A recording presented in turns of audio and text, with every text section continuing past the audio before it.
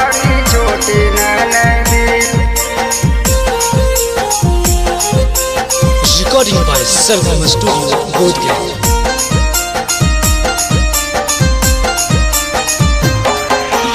देवरा मांगे खाई के तरकारी छोटी ननदी।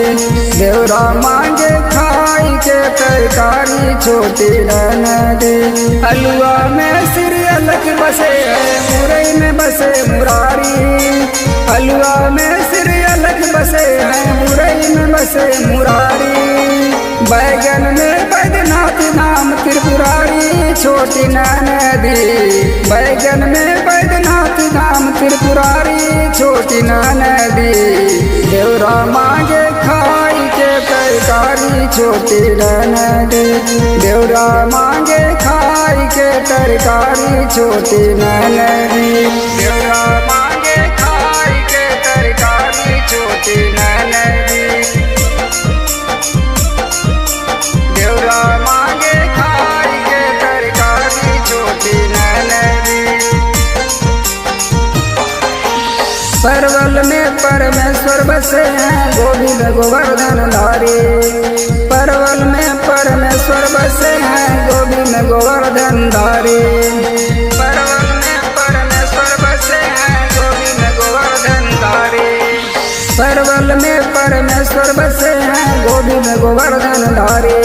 परवल में परमेश्वर बसे हैं गोभी में गोवर्धन धारी। भिंडी में भुवनेश्वर बसे हैं। भिंडी में भुवनेश्वर बसे हैं। सतपुतिया में सूर्य चमत्कारी छोटी ननदी। देवरा मांगे खाई के तरकारी छोटी ननदी।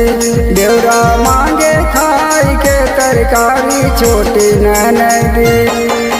देवरा मांगे खाई के तरकारी छोटी ननदी। देवरा मांगे खाई के तरकारी छोटी ननदी।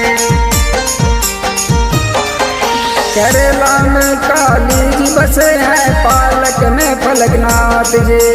करेला में काली जी बसे हैं पालक में फलकनाथ जी। करेला में काली जी बसे हैं पालक में फलकनाथ जी। करेला में काली जी बसे हैं पालक में फलकनाथ जी।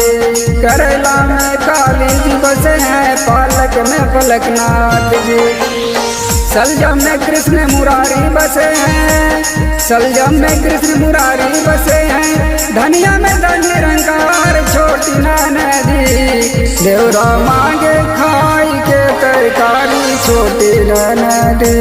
देवरा मांगे खाई के तरकारी छोटी ननदी।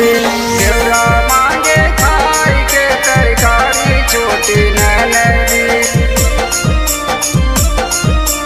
देवरा मांगे खाई के तरकारी छोटी ननदी। प्याज में रख देई बसे हैं लहसुन में कामदेव जी। प्याज में रख देई बसे हैं लहसुन में कामदेव जी। प्याज में रख देई बसे हैं लहसुन में कामदेव जी। प्याज में रख देई बसे हैं लहसुन में कामदेव जी। प्याज में रख देई बसे हैं लहसुन में कामदेव जी। मिर्ची में मिर्चाई देवी बसे हैं। मिर्ची में मिर्चाई देवी बसे हैं। भुइया सालिग्राम छोटी ननदी। देवरा मांगे खाई के तरकारी छोटी ननदी। देवरा मांगे खाई के तरकारी छोटी ननदी।